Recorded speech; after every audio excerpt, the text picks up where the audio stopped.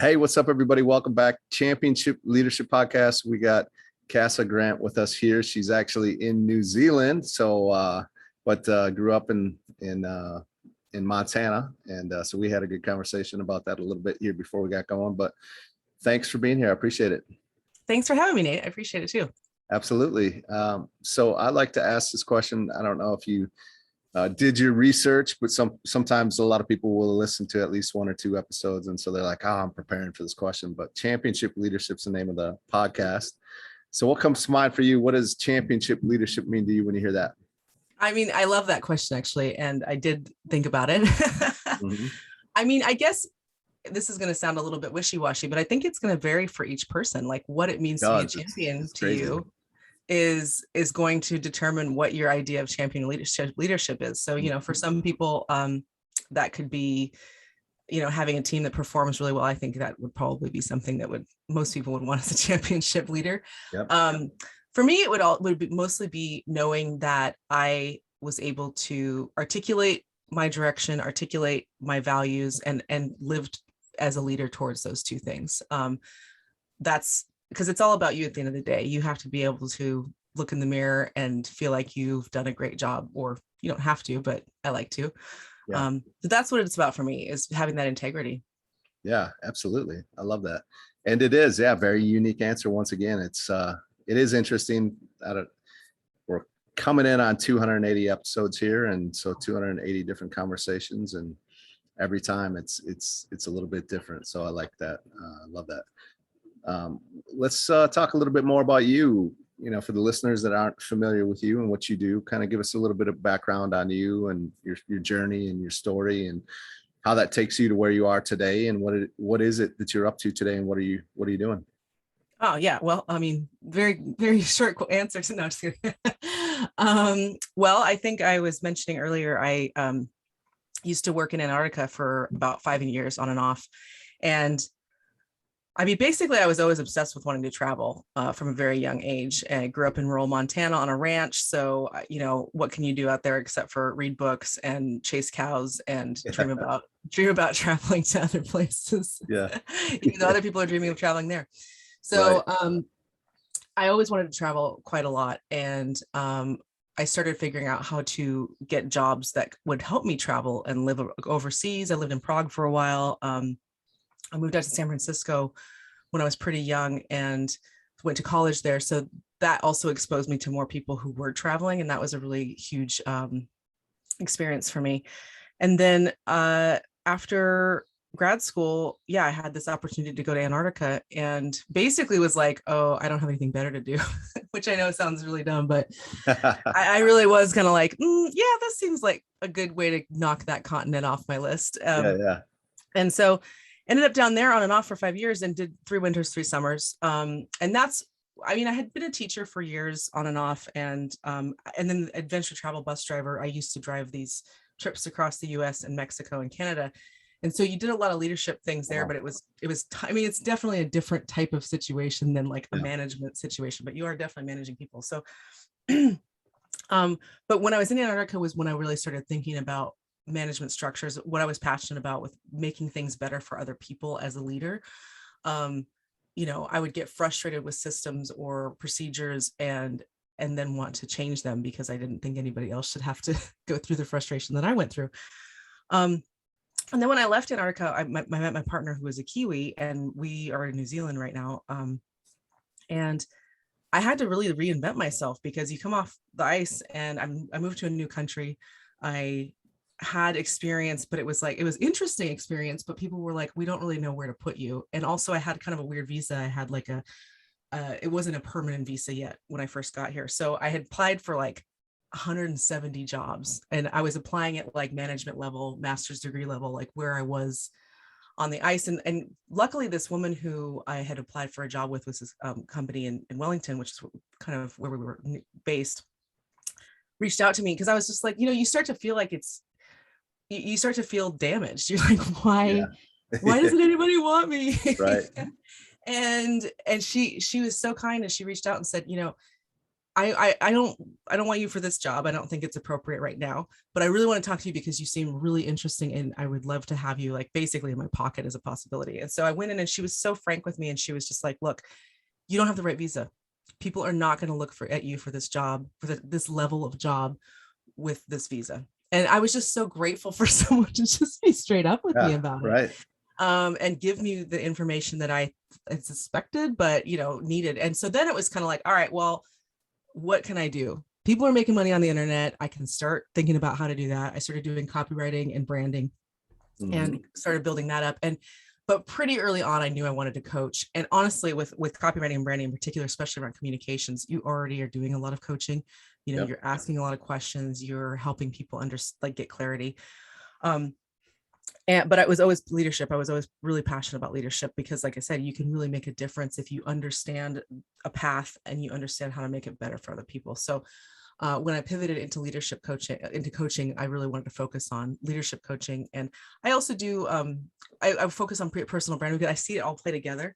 I see like systems, like in the companies that I work with, I kind of think of myself as a brand integrator because you have a brand that you create based on who you are, you articulate it.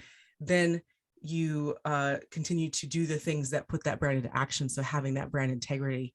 And part of that is leadership coaching, understanding the branding, understanding how to communicate that. And so those are the areas that I really like to play in. And it's really satisfying. It's really interesting and fun work. And it's really fun to see people transform from who they think they are into who they really are. And so, my tagline is like helping offbeat leaders or, coaching offbeat leaders, but it's because people who wouldn't necessarily think of themselves as like, I'm a leader. I really like helping them because it can come out in so many different ways. And it's just a matter of getting intentional about what you want to do to develop that leadership capability. Yeah. Yeah. What, so who are the people that you typically work with? I've been working with a lot of tech companies. That's been, that one kind of fell to me, which is great. I mean, I would not consider myself a tech head or anything like this. I don't even know if that's the thing people say. That's how cool I am. But makes sense to me. I am really interested. I mean, I'm definitely a Star Trek dork and sci-fi dork. So I'm very interested in the possibilities of tech. And I also, now that I've worked with tech for a while, understand a lot about, product and process and how to produce technological products, I guess. Yeah. So I would say the industry is probably tech. And then, like I said, the offbeat leaders are probably also who I'm working with. So people who maybe didn't follow this like traditional leadership path. I don't even know if that exists anymore, to be honest, but people who didn't maybe get an MBA, they didn't necessarily, groom themselves for leadership from an early age, but but as they get into leadership, they understand like, this is really interesting and I'm actually pretty good at it. I just want to get better. Yeah. Yeah. I could see that as, definitely in the tech world, but probably in a lot of industries, right? Where you kind of get into it, not to be a leader, but then you just eventually find yourself in that position. That's exactly right. Or you wanted to be an engineer or whatever. Well, I mean, it doesn't matter where you're at. There's always as you continue to grow and continue down that path. I mean, we're all leaders, every single one of us. So. Even just because we're leading ourselves, we have to have intentionality about where we want to go as people. And then we lead ourselves. Yeah, I agree. Totally agree. Yeah. There's one thing that kind of is off topic, but you mentioned it before the show and then you said it again. Your partner is a Kiwi. What is a Kiwi? I feel like this is common knowledge and I should know what a Kiwi is, but I'm curious. I'm curious. It's a native of New Zealand. Okay, named that's what I was the Kiwi bird. Yes. Okay, all right. Thank you. That's a good question, though. Yes. Yeah. There are he's no. Not a fruit. He's or a bird. He's a man who's from New Zealand. Got it. Thank you. Well, why don't you talk a little bit about maybe some people that have been, have impacted your life, coaches, mentors, other leaders, and maybe people that you look up to, and it's always kind of less about who it is, but please share if you feel comfortable with who that is, and more so, what is it about them? What are some of the characteristics that really stood out to you that maybe you've taken on as you've grown as a leader yourself? That's a great question. Yeah. I mean, I would say, personally speaking, of course, I had teachers and professors who definitely had large influences on me as I was formulating my personality, I guess. And that was really powerful. One of my teachers in particular was my junior English teacher, and he had this thing he called the future retrospective. And actually, I mean, now it's like definitely something I've seen in coaching books. I don't know that if he saw that there or whatever, but essentially, he's talking to this like precocious, somewhat annoying 17-year-old who probably worried way too much, frankly. And he had this thing where he would say, like, well, when you're 40, what do you want to say you did? And so it's pulling yourself out of this like reality right in front of you, bringing you into this idea of, what is my bigger goal here, but not too far. Like that, Yeah. if you're 17 and you're thinking about when I die, what I want to do, that's just too far. I mean, 40s pushing it too a little bit, right? Yeah. But that gave me a lot more intentionality around what I did in my 20s, because in my 30s, of like, I did want to travel. And that's where it started to get a little bit weirder when I decided, I was like, yeah, I've traveled a lot. I still like to travel, but it's not going to be like that number one driver anymore. Yeah. Right. But it helped me because I had that number one driver. I felt that sense of satisfaction. I understood that this was a goal, nebulous as it may be, to travel, but I had done it, and I would continue to do it, but not necessarily in that capacity. But so that was really, really a huge influence for me of helping me pull myself out of that thought trap. Another person I would say who helped me a lot with just a model, and I use this with my clients too, actually. Her name's Byron Katie, and I love Byron Katie. isn't she great? Yeah. And so she does this thing called the work, and the 4 questions. Yeah, it's and it helps you. Again, I was as an overthinker, as somebody who was prone to anxiety, particularly as a teenager and kind of early 20s. I needed something like that to pull me outside of what I thought was real. Yep. You are not your thoughts, you are the thinker of your thoughts, but I thought my thoughts were real, and I thought things were very dire as a result of these thoughts I was believing. So having that as a very concrete technique to go, whoa, whoa, whoa, whoa, let's just do a little bit of questioning, a little bit of jiggling your brain. Yep. Was really, really influential for me and really helped me a lot. Wayne Dyer also, I was exposed to at that age, like a PBS special he was doing, and that I mean completely changed my life too, actually. I will say, really. Go ahead. Yeah, I was just going to say Byron Katie was, I don't run into a lot of people that are familiar with her, but yeah, she's been huge in my progress and my growth. And the work has been a big piece of that. So, and that's something that I talk with my clients about all the time. So that's, yep.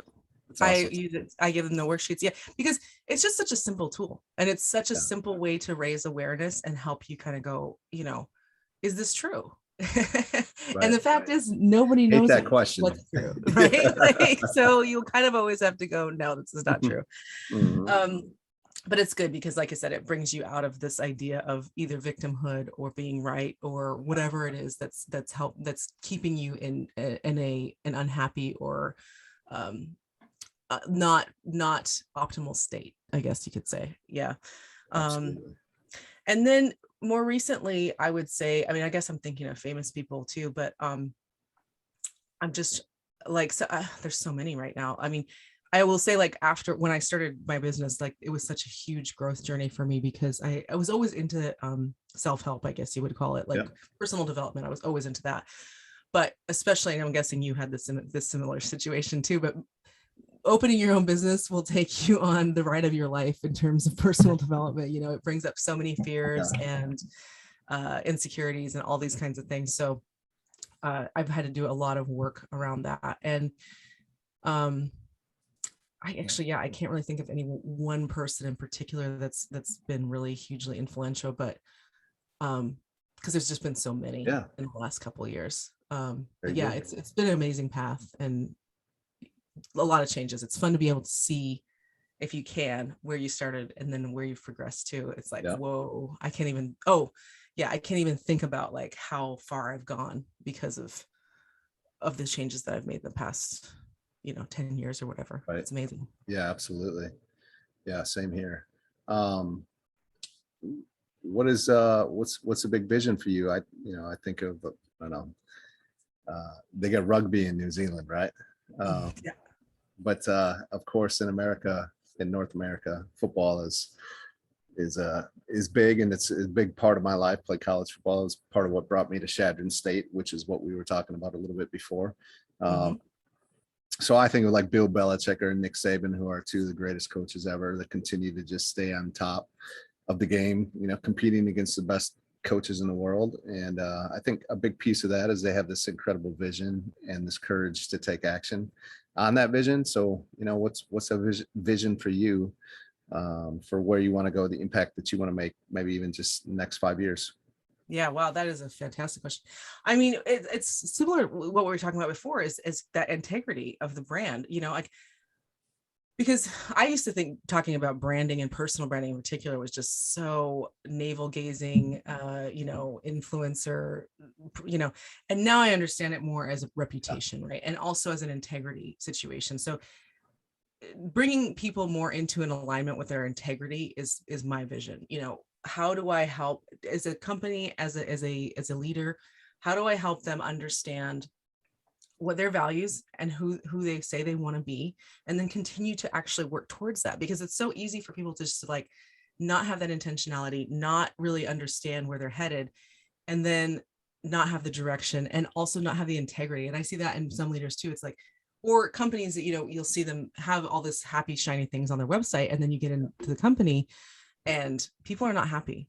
And Yeah. that is a real problem. I mean, it's already been a problem, but especially now with the high attrition rates that basically every company is Right. having right now. Yeah. If you don't have an excellent culture that actually is in alignment with what you say you're doing, Yep. people Huge. are bouncing. You're going to have Yeah. a huge attrition rate, and it's going to really affect your bottom line. So, I mean, of course, there's that business aspect of it. I want them to succeed as businesses, but it's also about being able to look at yourself in the mirror and go, I'm doing the best I can do. I mean, that might not be super inspiring to some people, but for most, I think it is. Like, we want to know that we are in integrity with ourselves, and integrity with who we say we are going to be, in integrity with trying to be better for the people that we're trying to help. If we're a leader, for example, or if we're a member of a team, trying to be the best member of the team that you can, not necessarily at all times, and nobody's going to be like super perfect action person, but helping people have that sense of integrity is a really my vision. And that can go right through from, like I said, the brand creation, the operations, the leadership, all of those things come together to create that brand integrity. Yeah, 100%. Yeah, absolutely. Thank you for sharing that. What would be, I like to call like a turning point for you, kind of that fork in the roads where, you've made the decision that you have that has you where you're at today. But had you not, you would be in a very different place today because of it. I think there's a lot of, especially right now, right? I continue to say this, it's difficult times for a lot of us. It's probably always a difficult time, no matter what, but especially now with, the pandemic. We were talking a little bit about just how it changes our lives. You not being able to travel, might have to miss your sister's wedding. I mean, those are, in the big scheme of life, probably not the worst things in the world, but it's a big deal at the same time. So our lives have been impacted, and we're all going through challenging times, and we get strength from hearing others and their stories and how they dealt with those similar situations. So is there a moment that comes up for you that you could share? Yeah, I mean, I would have to say the biggest one was when I left Montana. So I was, let's see, I was 16, I want to say. So my dad lived in California, and then I was living with my mom and her husband. And I was struggling with, he was a new husband, so I was struggling with that. And I think there was a lot of like power control stuff going on for him too, like coming into this family with 3 kids basically. Yeah. And so I left. I went to California. I was really unhappy, and went out and moved with my dad. And it was, I mean, wintering in Antarctica feels pretty scary too, if I'm honest. But and moving to New Zealand was a little scary. But Yeah. That was the scariest thing I'd ever done. Certainly up to that point in my life, was making that decision to leave literally everybody I'd ever known, and an environment, like I said, that was very small, 400 people in the town, 2,000 in the county, like people that I'd literally grown up with from babies. And my parents' grandparents, like my grandparents had grown up with their grandparents. Right. It's like some pretty long lines that, well, not long lines. I mean, I guess for the US it's long lines. For our families had the ranch for, over 100 years. So Yeah. basically, yeah, we've been there for quite a while. So it was scary. It was really scary for me to break that part of my identity because, I had identified, and I still always will kind of identify as like this dorky ranch kid. I think that's just always going to be there. But pushing myself into this new environment, even though I was deeply homesick and still am to a degree, right? Like, but I was very, very homesick for a couple of years at least. And but pushing myself into something that was so unfamiliar, and then moving to San Francisco for college. I think if I hadn't done that, actually, I know if I hadn't done that, my life would have been very, very different. So geography matters. I mean, geography matters, but also this sense of really challenging yourself in a way that feels terrifying. That was definitely part of that for me. Yeah. Did it feel like a big decision at the time, or was it? Oh, absolutely. Easy? Absolutely. Yeah. I mean, I was very scared. I was really scared to go. And I was, I felt very unmoored, especially, and it was funny too. I mean, I had moved to a town that was not very big either. It was like 700 kids in the school, but for me, that felt like a lot of kids. That was literally 7 times the size of my other school. Yeah. And everything felt really fancy and exciting at first, but then it started to the unfamiliarity started to kind of wear on me. And yeah, it was challenging. It was very challenging, but those types of challenging situations give you that grit for the next time of, well, I just keep putting one foot in front of the other. And that's something that I talk about with leaders all the time of like, when you're in this uncomfortable position and you want to go back to being the best doer, right? Like you were raised from whatever, if you were an engineer or whatever, you were maybe the best engineer, but as a leader, if you're engineering, you're a crappy leader, right? So you can't go back into that comfort zone. Like you just cannot go back, but it's figuring out, well, how do I actually make myself work in this new zone? That's the hard part. And that's where we get this kind of, again, this identity shaking kind of experience. Yeah. Yeah. And to think about it, like, well, the big decision to go from Montana to California, and then you went to freaking Antarctica, which is just way opposite side of the spectrum. Crazy, which I'm sure you have some incredible stories. The first time I used to work the flight crew, because I was in logistics and transportation. And the first time, so the first year I wintered, there's no flights for about 6 months in the winter. So it's dark. It's already been dark. Well, no, it hasn't. It's been dark most of the time by the time the last flight takes off. And you're watching it take off and just thinking, have I made a huge mistake? I'm down here for 6 months. There's no more planes coming for 6 months. That's it. Like, but you just, like I said, you put one foot in front of the other. Yeah. Yeah. That's interesting. Yeah. It's not like you can just decide to go home at any moment. So no. And then we had a fellow who I think actually it was that winter. Yeah. We had a guy who really did not do well psychologically, and they were kind of experimenting with his medication, and you could see, I mean, he was walking around, like you could see him just in this fog. And oh wow. And you see that, and it's like July, which is like literally the middle of the winter. It's been dark for 3 months straight, like, and you are thinking like, is that going to happen to me? Yeah, because totally, you start to feel your brain slipping. Like it's kind of like pandemic, where you start to feel like you can't remember things as well. Every day feels the same. You feel really tired.